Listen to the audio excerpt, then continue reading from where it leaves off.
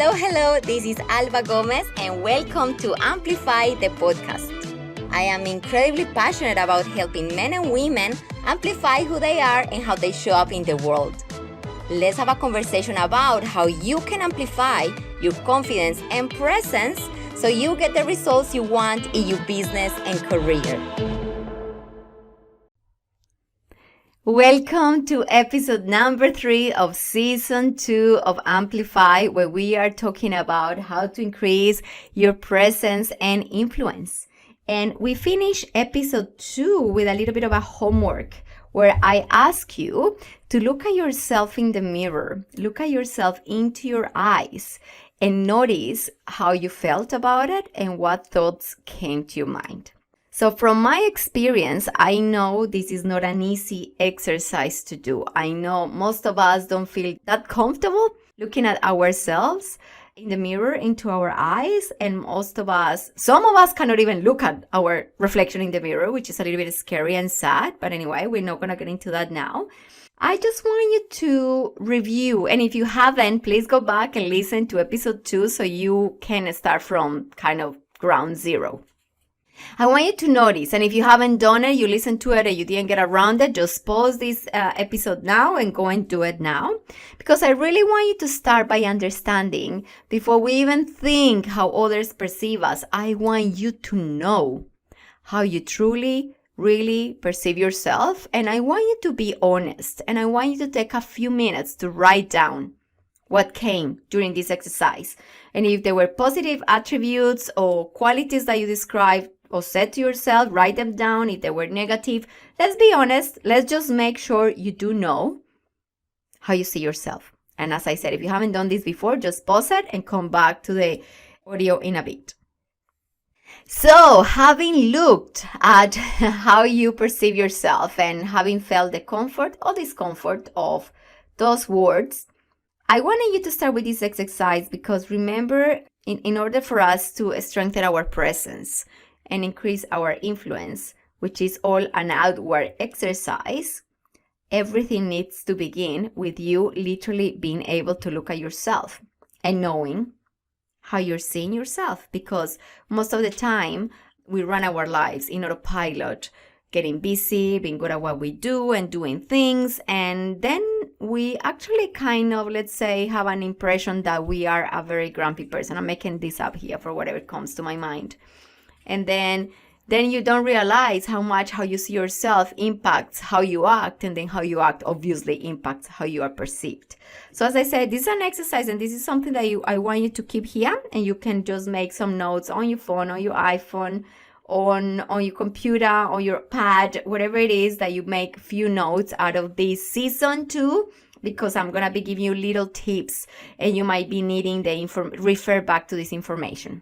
So it's really important that you understand how you see yourself before we get in future episodes to talk about how others perceive you and then how we close these gaps. So that is really important, that you really get to understand, yes, this is me, and this is actually the idea and the persona that I think I am. And then have it there, get 100% clarity on who that individual is, who that man is, who that woman is, with the strengths and weaknesses and everything in between. Now, I wanted to make a little bit of a parenthesis here when I talk a little bit about how presence and personal brand are connected, because I usually and sometimes tend to use the two concepts interchangeably, which to me they both are pretty much the same. For me, personal brand is what people think of you when they hear your name, and also for me, your presence is the energy you bring when you enter a room, and then is how people react to that energy and to who you are. So I wanted to clarify this here because you might hear me using the terms presence and personal brand as if they were the same, because as I said, for me, they are. And if you know of me, you know that I work as a coach for personal branding and presence. So I just wanted to clarify that in case I get just excited here talking and you might get confused as how to this relate to my personal branding, background. Okay, one of the other things that I really wanted to clarify here is if you're in the corporate world, you might have or you work for a business you might have not considered developing your presence and personal brand because you think that's something that maybe something that is on the public eye do, or somebody who owns their own business do. And I am here to really share with you that that is not the case. Even if you are a kid or an older individual, your personal brand and increasing your presence is going to bring you benefits. I love the professional benefits in terms of promotions, visibility, which lead to opportunities, higher responsibility, bigger offices, more money, more flexibility.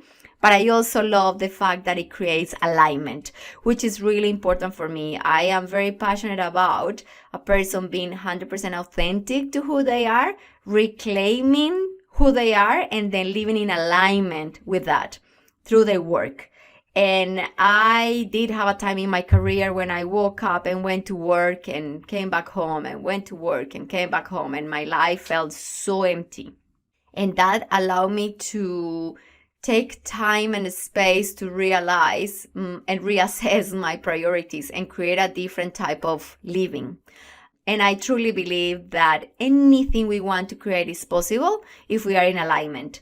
I came to this country in Australia not speaking English as an English student with no money, no friends, no family, just my ex-husband. And I went from that to building a professional career as an engineer, to then leaving that behind and starting a new business in a new country when I didn't know anybody, when I was scared of speaking in English. So I 100% know that if I could do that, you can either change professions, change the area in which you are working. You can leave your career behind and start a business. You can leave your business behind and restart a career. You can come back from maternity leave and be successful in your career. You can completely go back and take care of your kids if you're a dad and then decide to come back, and you can do it. It doesn't really matter. You can do it in a new country. You can go from online to in person, from in person to online. Everything is possible if you are in alignment with your strengths, if you know your weaknesses and how to work them out, and if you have a clear understanding of how the power of your presence and your level of influence can impact the results you get in life. It doesn't really matter what background you have, what type of business, what type of career, what point of entry or well advanced, all this information will be really relevant for you. Because at the end of the day, all that we're talking about with presence and influence is all about your personal brand, that for me is literally coming down to being more confident, increasing your ability and your leadership skills. We are all leaders. Then again, it doesn't really matter what role you are, being the leader of your life, your career, your profession, and how you lead others by influencing them. And also really understanding how you increase your communication skills. So who doesn't need to be more confident, have better communication skills, and be a better leader of their careers and lives? I think we all do. So that's why I really wanted today to go a little bit deeper into the concept that this is relevant to you, no matter who you are, no matter what you do, and no matter where in your professional life you're at. So for today, I really wanted you to score yourself. Like, the practical side of today's episode is really getting you to see where your presence is at. And I'm going to give you 7 areas that I want you to score yourself from 1 to 10.